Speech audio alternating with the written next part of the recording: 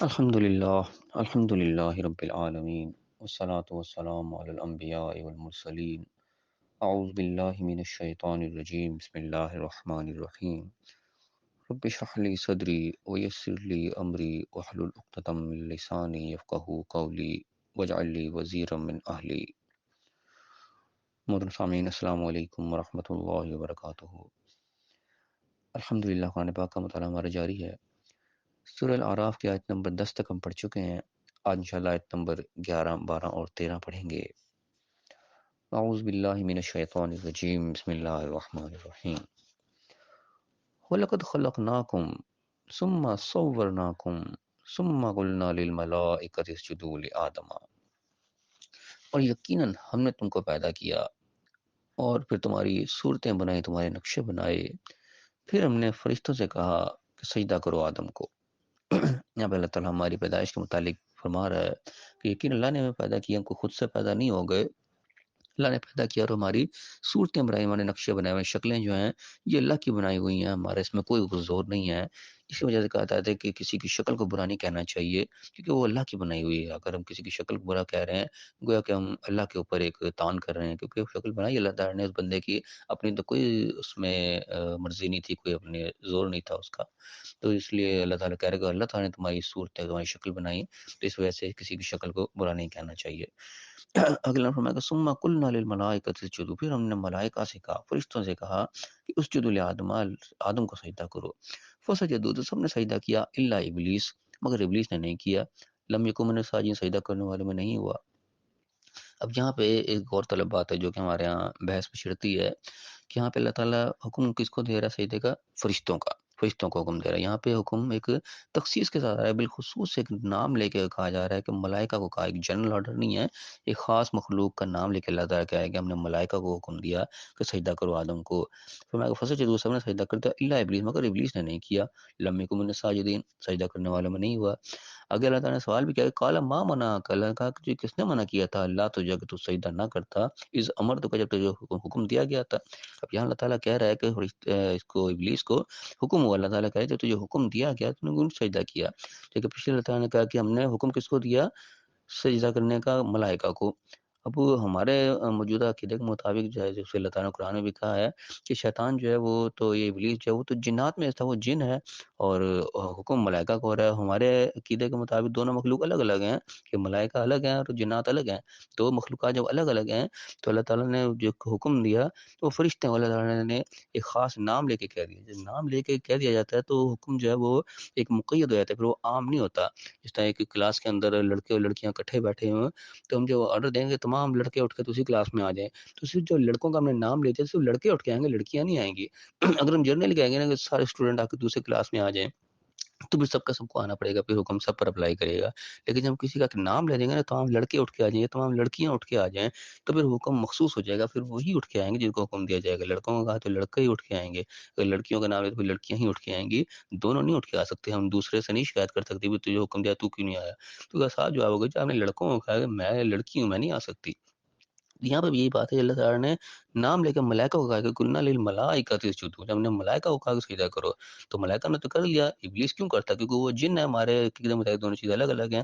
لیکن قرآن کا جب بغور مطالعہ کرتے ہیں تو ہمیں اس چیز کا اندازہ ہوتا ہے کہ دونوں مخلوقات الگ الگ نہیں ہیں. تو اس کو ہم انشاءاللہ وقت کے ساتھ ڈسکس کریں گے. فی الحال میں صرف ایک دلیل اس کے اوپر پیش کرنا چاہوں گا قرآن سے. سورہ صافات ہم پڑھیں، سورت نمبر 37 ہے، اس کی آیت نمبر 149 سے آگے پڑھنا شروع کریں ہم. وہاں پہ طرف واقعے کا تذکرہ آ رہا ہے جو کہ کفاری کہتے تھے کہ فرشتے جو ہے وہ اللہ کی بیٹیاں، ملائکہ کو، فرشتوں کو اللہ کی بیٹیاں وہ کہتے تھے. اس کا جواب اللہ تعالیٰ نے آگے جا کے دیا ہے کہ تم یہ بات جو کہہ رہے ہو کہاں سے کہہ رہے ہو، تمہارے پاس کیا دلیل ہے؟ کوئی دلیل ہے تو لے کے آؤ. اللہ تعالیٰ نے مختلف مکالمات آگے کیے ہیں 3 4 5 آیات کے اندر، اور اینڈ پہ اللہ تعالیٰ نے یہ کہا کہ تم تو جنات کے ساتھ اللہ کا رشتہ جوڑ رہے ہو. اللہ تعالیٰ نے یہ الفاظ آگے کہے ہیں کہ یہ بات کہہ کہ تم نے تو جنات کے ساتھ اللہ کا رشتہ جوڑ دیا، تم نے بیٹیاں کہہ دیا ان کو، تو گویا کہ تو تم نے جنوں سے اللہ تعالیٰ کا وہ رشتہ ملا دیا. تب سوچنے کی بات ہے کہ اللہ تعالیٰ کہہ رہا ہے کہ تم نے جنات کے ساتھ رشتہ قائم کر دیا، جو کہ جنات کو تو انہوں نے کبھی اللہ کا کوئی بیٹا بیٹی نہیں کہا، وہ تو ملائکہ کو کہہ رہے تھے. ان کا ملائکہ کو اللہ کی بیٹی کہنا، اللہ تعالیٰ نے یہ بات کی کہ تم تو جنات کے ساتھ میرا رشتہ جوڑ رہے ہو. کیا پتہ لگا اس بات سے کہ ملائکہ جو ہیں وہ جنات کا حصہ ہے، وہ دونوں کو علیحدہ سے مخلوق نہیں ہے. یہاں پہ بھی یہ بات ہو رہی ہے کہ ملائکہ کو حکم دیا جا رہا ہے لیکن وہ جن پہ بھی اپلائی ہو رہا ہے کہ جن اور ملائکہ دو الگ مخلوق نہیں، یہ ایک ہی مخلوق کے دو نام ہیں۔ اس کو انشاءاللہ پھر مزید کس دن ڈسکس کریں گے، آگے حدیث کے اوپر بھی جی بات کریں گے جو حدیث آتی ہے، اس سے بھی یہ چیز کلیئر ہوگی کہ ہمارے ایک تھوڑی سی غلط فہمی ہے میرے نزدیک کہ ہم دونوں کو الگ الگ مخلوق تصور کرتے ہیں، دونوں الگ مخلوق نہیں ہے، اصل میں ایک ہی مخلوق کے دو نام ہیں۔ اسی لیے آرڈر جو ملائکہ کو ہوا وہی آرڈر جو ہے ابلیس کے اوپر بھی اپلائی ہوا، کیونکہ ایک ہی مخلوق کے دو نام ہیں، یہ الگ الگ نہیں ہیں۔ ان کو دونوں کا ہم الگ الگ کر دیتے ہیں تو بھی حکم صرف ملائکہ کو ہوا، ابلیس کے اوپر وہ آرڈر جاتا ہی نہیں، کسی صورت بھی ہم جو مرضی کر لیں اس کے اوپر آرڈر اپلائی نہیں ہوتا۔ یہ ہوا ہی جب اپلائی ہے جبکہ یہ دونوں ایک ہی مخلوق کے نام تھے۔ اس کو اللہ نے فرمایا کالا ما منع کا، تجھے کس نے منع کیا اللہ تسجدا اس امر تو کا، جب تجھے حکم دیا گیا تھا تو کیوں سجدہ نہیں کیا؟ اس نے آگے جواب دیا قال انا خیر منہ، اس نے کہا کہ میں اس سے بہتر ہوں۔ اب سوچنے کی بات ہے اگر وہ مخلوق ہی الگ تھا تو اس کے بعد آسان سا جواب تھا، اللہ تو نے ملائکہ کو حکم دیا تو اس نے کر دیا سجدہ، میں جن ہوں، میرے پاس آرڈر ہی نہیں ہے، میں کیوں کرتا؟ اس کو یہ بات کہنے کی ضرورت ہی نہیں تھی میں اس سے بہتر ہوں اور فلاں ہوں، اس کو پوری دلیلیں دی تو آسان سی دلیل تھی کہ اللہ تو نے مجھے کہا کب ہے، ملائکہ کو کہا انہوں نے کر دیا، میں تو جن ہوں، جب مجھے کہے گا میں بھی کر دوں گا۔ آسانی کے ساتھ جان چھڑا سکتا تھا لیکن وہ ایسا نہیں کر سکا کیونکہ حکم اس کے اوپر آیا تھا۔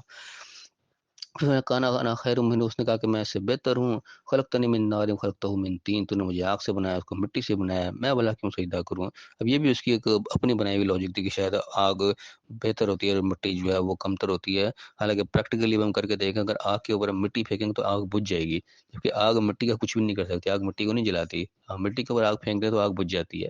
تو آگ مٹی سے ویسے ہی یعنی کہ مٹی بہتر ہے آگ سے، لیکن اس کا اپنی لاجک تھی، اس نے کہا یہ آگ بہتر ہے میں کیوں سجدہ کروں؟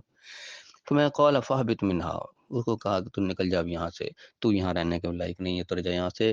فما یکون لکا، تو یہ کیسے ہو سکا، تو یہ جرت کیسے ہوئی، انت تکبرا کہ تو تکبر کرے اس چیز سے، فیہا یہاں رہ کے، فخرج نکل جا یہاں سے، انکا من الصاغرین، تو اب چھوٹوں میں تیری ذلیل لوگوں میں ہے، اب تیری وہ عزت جو تھی تو ایک بڑی جماعت کے اندر جو بیٹھا ہوا تھا وہ تیری عزت اب ختم ہوئی، یہاں سے تو اس لائق نہیں رہا، یہاں پہ اس جماعت کے اندر بیٹھنے والا کبھی حکومت ولی نہیں کرتا، کوئی تکبر اس کے اندر نہیں آتا، جو تکبر تو نے کر دیا اب تو یہاں سے ریجیکٹڈ ہو گیا، اب تو اس لائق نہیں رہا کہ اس محفل میں تو بیٹھ سکے، اللہ تعالیٰ نے کو سزا کے طور پہ یہاں سے نکال دیا۔ تو پھر اس کے بعد اگلے مکالمات کیا ہوئے انشاءاللہ وہ ہم کل کی آیت کے اندر پڑھیں گے۔